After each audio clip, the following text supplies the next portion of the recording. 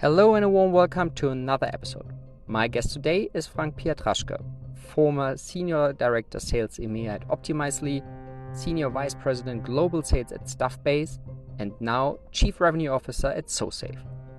Together we are talking about a revenue organization that you won't regret, what kind of metrics you should apply, and of course we are talking about compensation plans. Welcome, Frank. It's a pleasure to have you. Hey Björn, good to talk to you. Thanks for the invitation.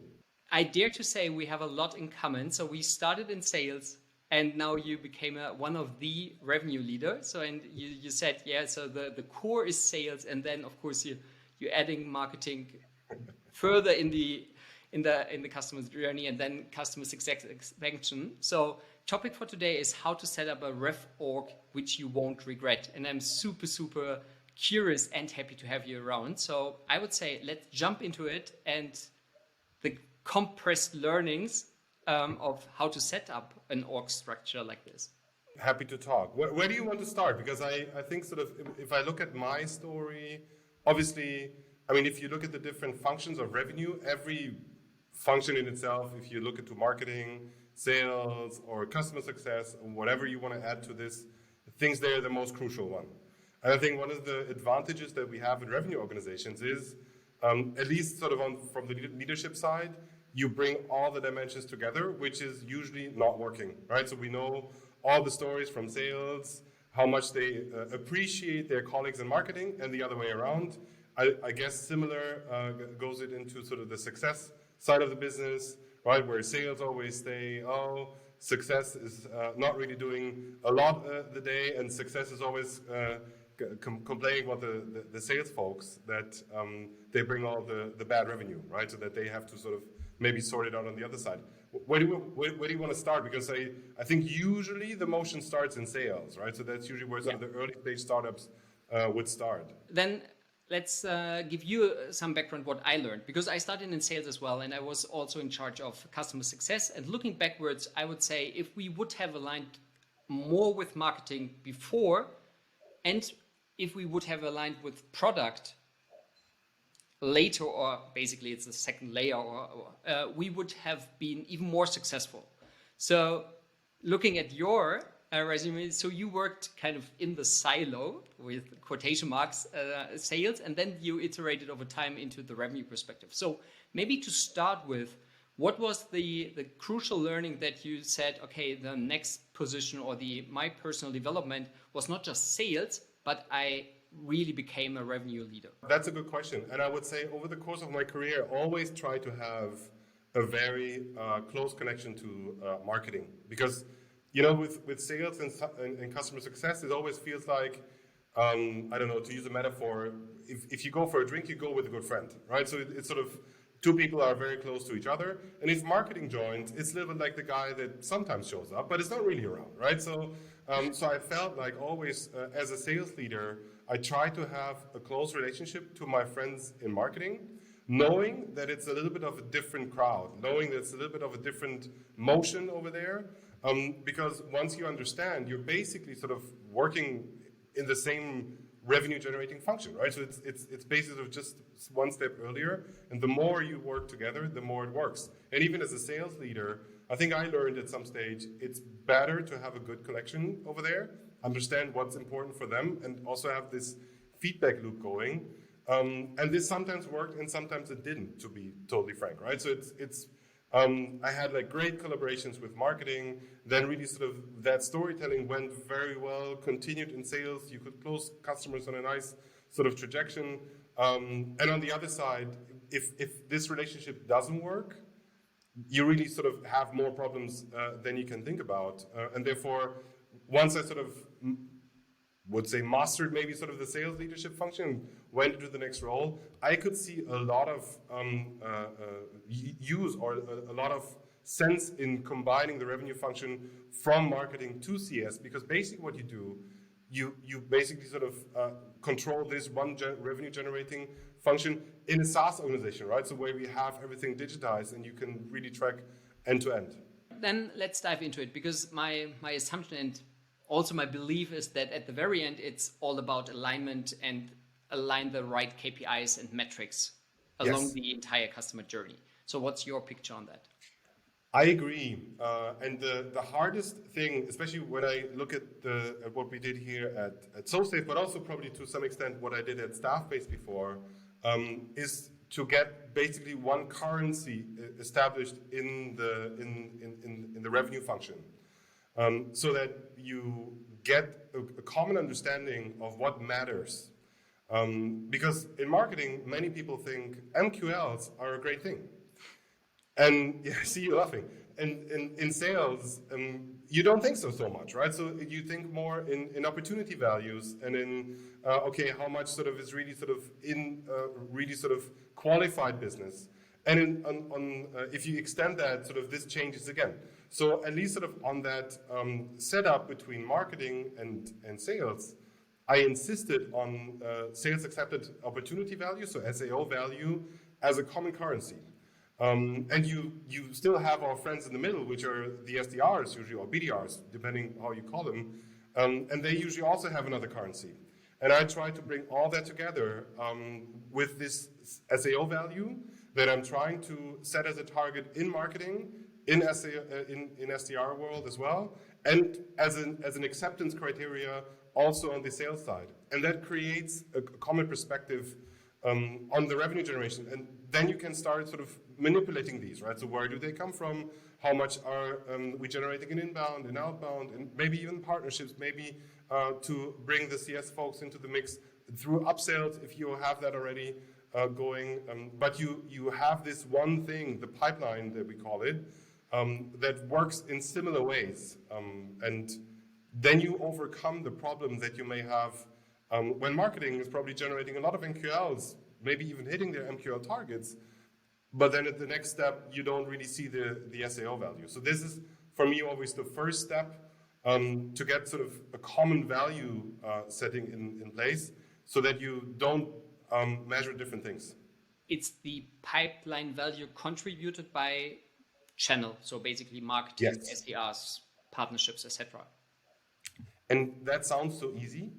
It's Right, so super, you just do it, right? So you just said it, but as you know, you walk into many pushbacks, right? So it took me quite some time to convince the marketing friends that this is a good thing to do.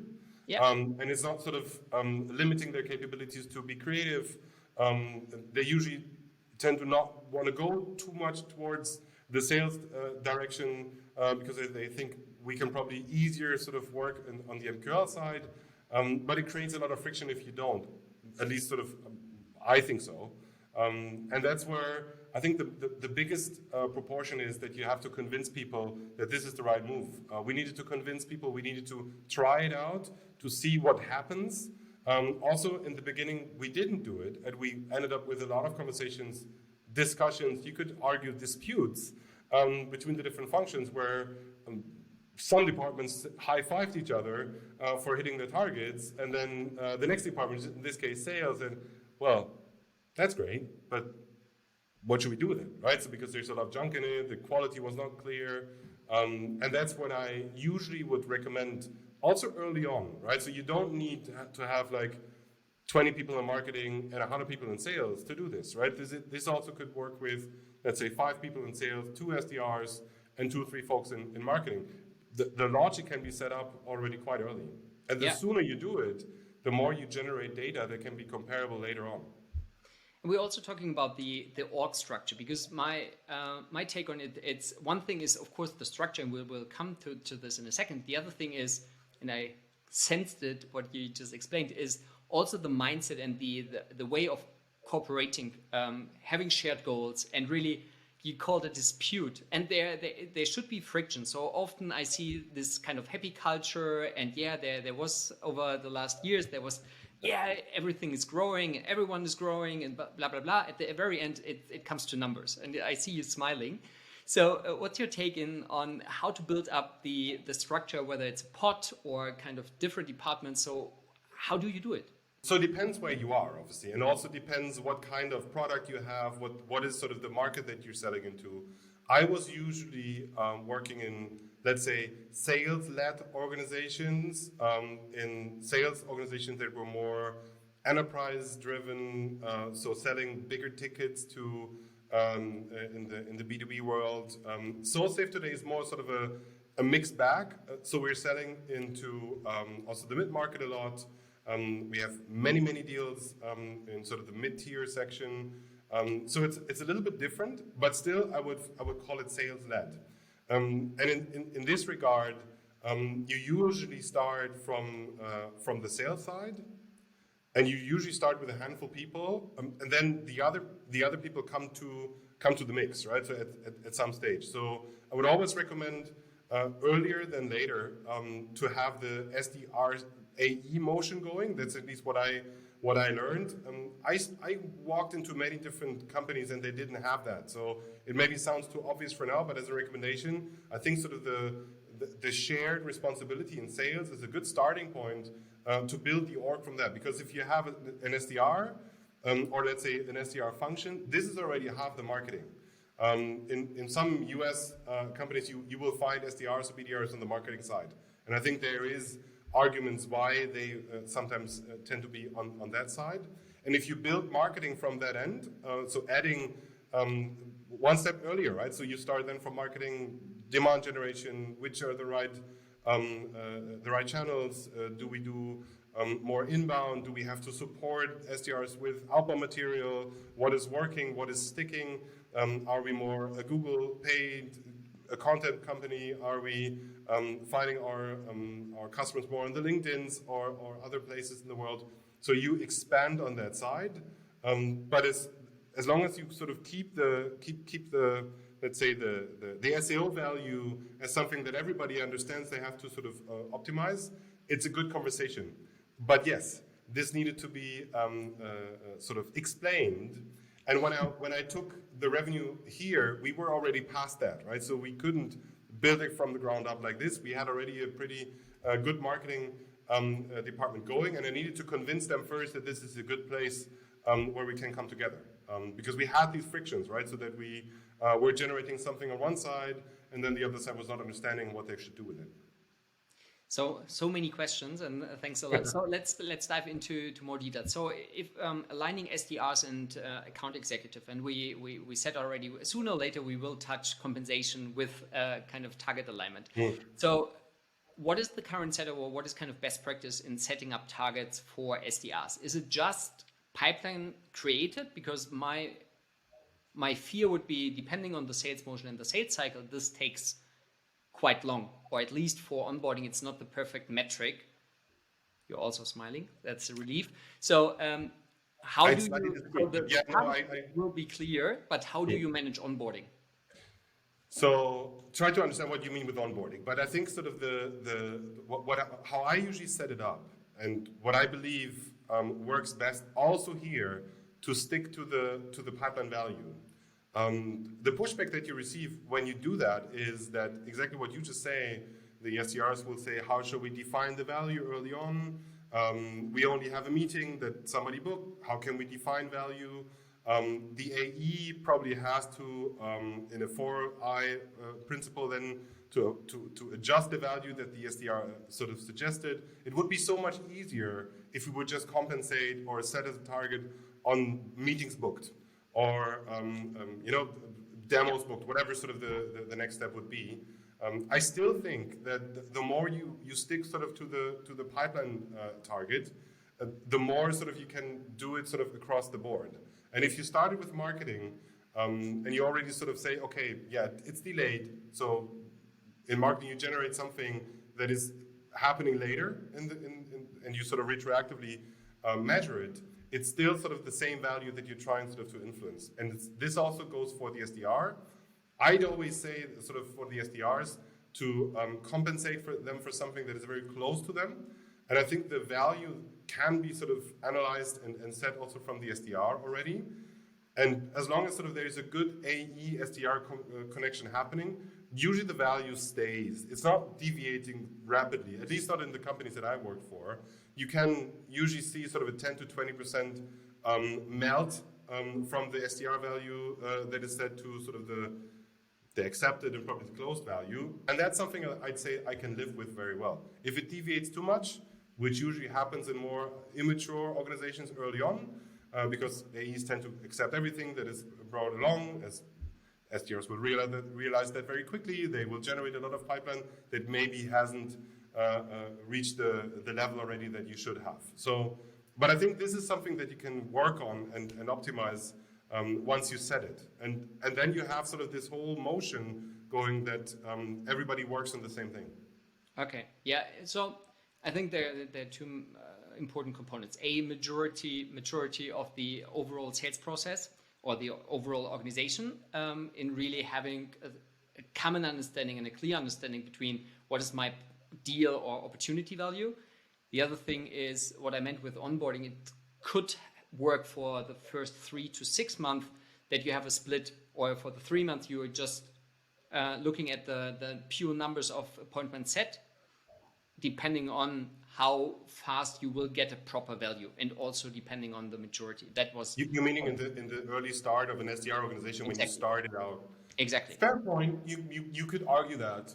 On the other hand, you could also argue that sort of you can even ramp also SDRs on lower pipeline contributions over time, because I think also that to me it's very much also a muscle that every individual SDR needs to build, but also the organization needs to build. You need to understand it, how it works. You obviously need to provide playbooks and guidelines so that people understand what is sort of what they have to do and how you do it. What are the questions that need to be asked? How do you set the value? What is an AE doing once they receive it? What is the handover? What are the things that have to be contributed? An SDR is usually somebody that, just very briefly before worked something very simple, or was in a university, or, usually there's job starters. You need to educate them along the way on these things. Yeah, I totally agree with you. It's kind of, you call it a muscle, whether you call it a muscle or a mindset or both. Either way, it's kind of the common denominator or the common metric for success is pipeline contribution, and later on it's closed deal value.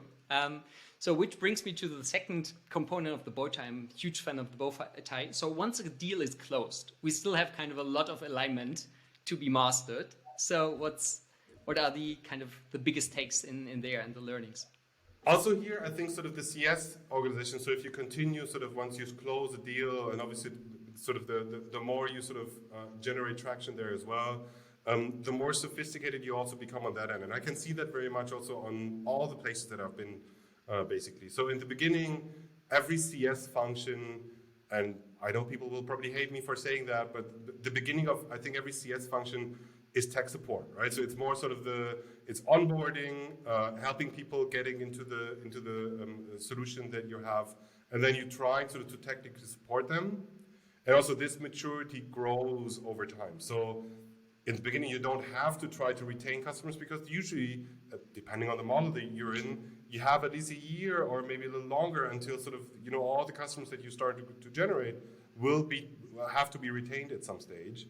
But this will be then the first exercise. All of a sudden, customers have to be retained. So you start with logo retention that you're really sort of trying to avoid or maximize out. And I think over time, you change to GRR, right? So gross retention, and then you sort of, I think the mastering of it is when you get more sort of to either combination of GRR and NRR, or only focusing on NRR depending on the number of customers that you're trying to retain.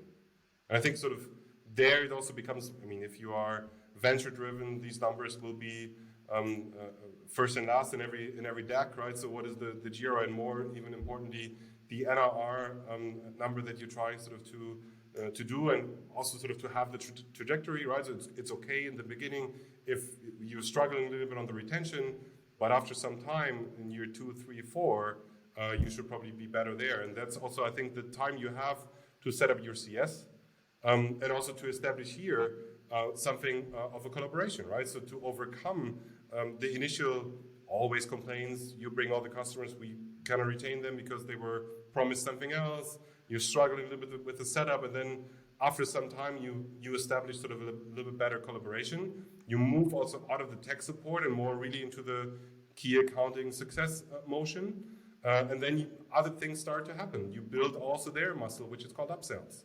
So all of a sudden, you even sort of get more distinctive in, okay, upsells is not just that. We maybe have seat expansions. We have like package expansions. These are different things. I have to probably tackle them from different ends. If I'm a customer success manager, you may have, even in the success game, success managers that are working more for bulk accounts where you have like smaller bags or pockets of business, and then you have more the enterprise side where you're trying sort of to work yourself into bigger accounts. So this is then also the leveling up that you do on that end. I'm super intrigued. So this is kind of maybe a very nerdy question, but nevertheless, I will give it a try. How obsessed are you about the level of detail? For example, let's pick a marketing campaign, which is then or marketing campaign and or account-based marketing. Then it's closed by sales, and then you see an outstanding NRR later on. So what is kind of the level which is practical in your sense? And what kind of what kind of level of experience do you have in these kind of next level alignment of revenue? So you're asking how much are we wondering where the good revenue comes from? Exactly, and how to align marketing, sales, and customer success on either cohort, segment level, or any other common denominator. So I'd say in the beginning, you don't care, right? So in the beginning, you just go and you try sort of to hit every quarter, because with every quarter, we all know we earn the right to do the next one. I keep saying that I think the average duration of a VP sales is 18 months, right? So that's what I'm trying to give as a feedback to everybody that starts, earn from quarter to quarter. And the more you get sophisticated, the more you add. And what you can do early on, when you have done it once or twice, then you know if you're good and if you're lucky, the combination of the two, you get to the place where these things matter. And you also know if you set a few things up in the beginning, it's so much easier in the end sort of to analyze these things. So coming back to your question, is that interesting for us? Yes, probably we start a little earlier and we start not really with which campaign yielded which customers, but more which channel, right? So you start with, is outbound really sort of less good than marketing? Are sort of the hand raiser marketing guys better than the ones that you have to sort of win over a couple of different touch points? So these questions will be sort of more first and foremost, but even for that, you need a proper CRM setup in the beginning. And usually, in almost all my jobs that I did, I had to change that at some stage. And usually, you change it from something to Salesforce, and something could be HubSpot, it could be Pipedrive, it could be even be Dynamics at some stage. Not any criticism to these companies, but I think most mature sales organizations will go on a Salesforce organization sooner than later, and then it starts to sort of matter, right? So how do you set it up in the beginning? When did you do this shift? So you can answer the questions that you just raised, because I think they're important. The more you mature it, but I'd rather say you start with the channels first, and then you go, okay, if we look at inbound, can I look a little bit deeper? Is it events maybe? Is it maybe more paid campaigns, whatever? Yeah, so I think it's also the kind of the sweet spot about in an ideal world, and is it practical and is it fitting to the current situation of the company, and of course the CRM. I think they're quite good chance to get at least something out of HubSpot. I think they're doing a good job.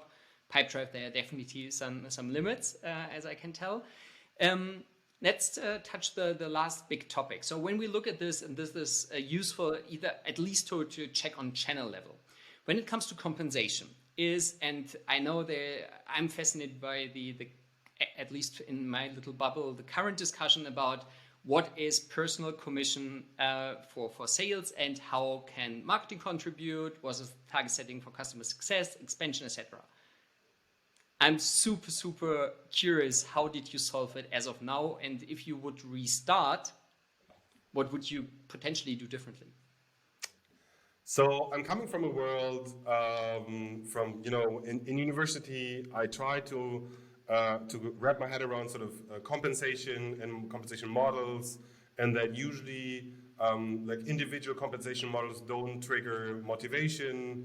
And then I ended up in sales and realized, they all didn't read the same thing that I did when I studied. And I had to realize and I learned probably that also not the hard way, actually sort of the eye-opening way when I was working for an American company, that there is in sales just this ingredient of individual compensation. I cannot say that I inherently a big fan of it, but I realized across the time of my career, and I'm very open to learn how it can be organized in a different way.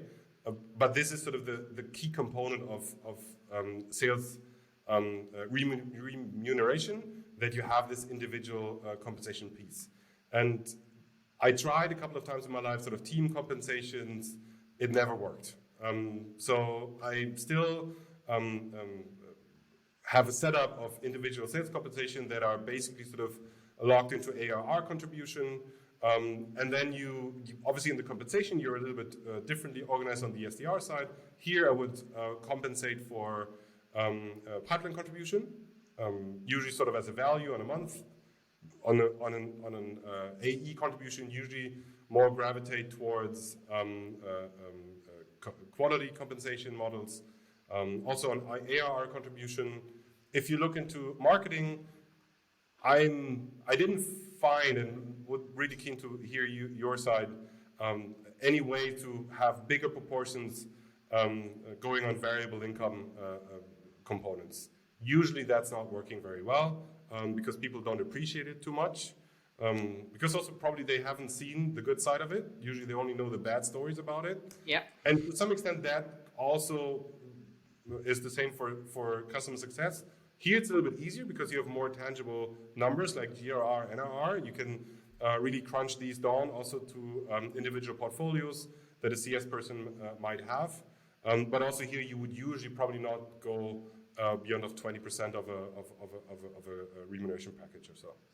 Yeah, it's super fascinating, and I did exactly the same journey. So I did a lot of reading in university, then I did a lot of kind of leadership practice, I digged into recent research. Everyone is telling the same story, kind of extrinsic motivation flattens out, and digging or sales-led is an entirely different world. So I'm super curious, and there are some examples, for example, Frontify here in Switzerland, they kind of at least scaled to 10 million ARR without any personal commission. There are other kind of from ground zero startups where they defined for the entire company a 10% up to a 20% bonus if they reach their overall company targets. And everyone is just paid with a base salary. And no one is caring whether he or she is working in marketing, sales, customer success, or any other function. So this is kind of and beyond. So this is the range I'm familiar with. What is also based on, I would say, data available is a fact that in fast scaling environment, money helps for at least midterm. Is it sustainable? That's a different topic, but at least this is kind of proven with some data that money in sales with a high personal bonus helps scaling. I think also there's a couple of, and I'm super interested sort of to learn more a little bit about the examples, because I also read in my university studies about Hatzberg and all sort of the different studies and how you motivate people. And I'm usually a huge fan of intrinsic motivation and no sort of extrinsic motivations, usually sort of like, how do you say, short calories or sort of sugar calories, right? So it's something that wears off very quickly. Low quality carbs.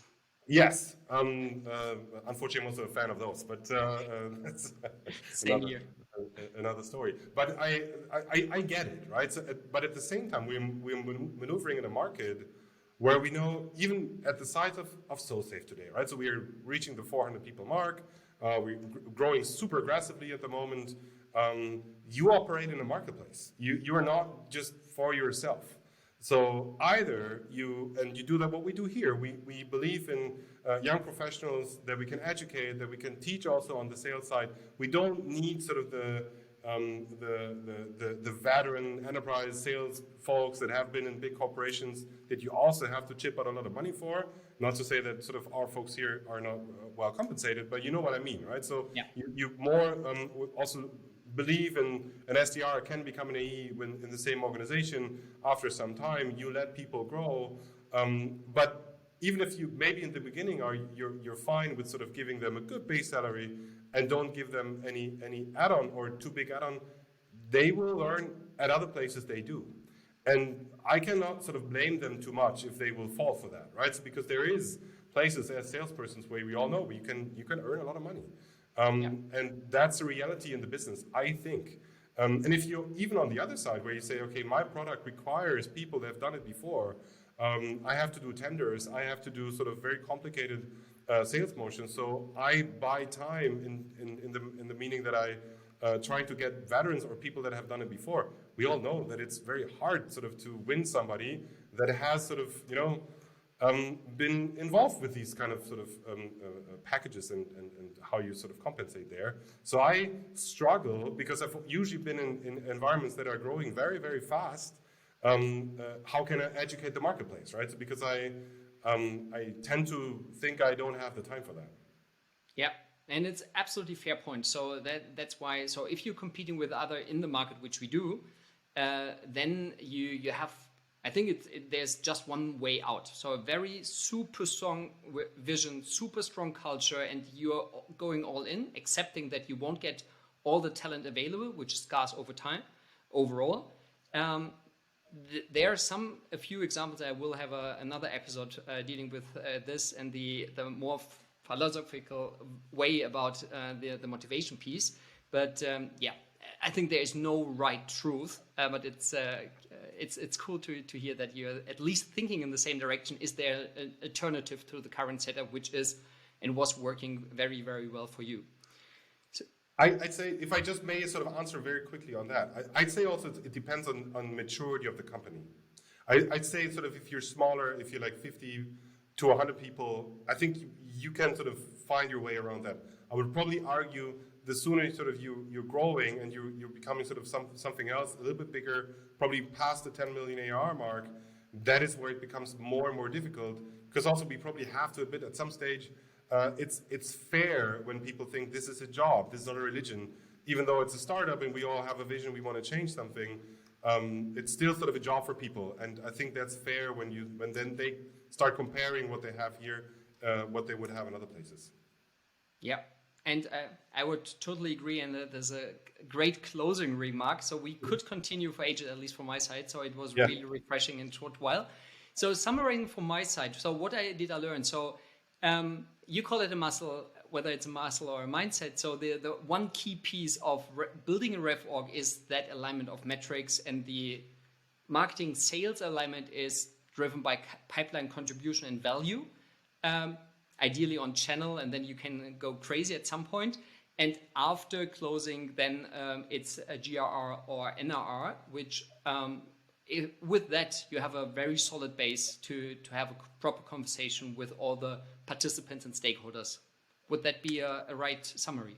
I agree. And maybe to add on that, the more you grow, the more you can distinct it, right? So you may have a pipeline contribution from marketing first, and then you can also break it down here into departments, in contributing factors. You can have sub-targets, and you make it more sophisticated. You start with something big, and then you sort of break it out. No, good summary. It was a pleasure, Frank, and all the best. And my sense is we will meet shortly again. And happy to do so. Enjoy the conversation.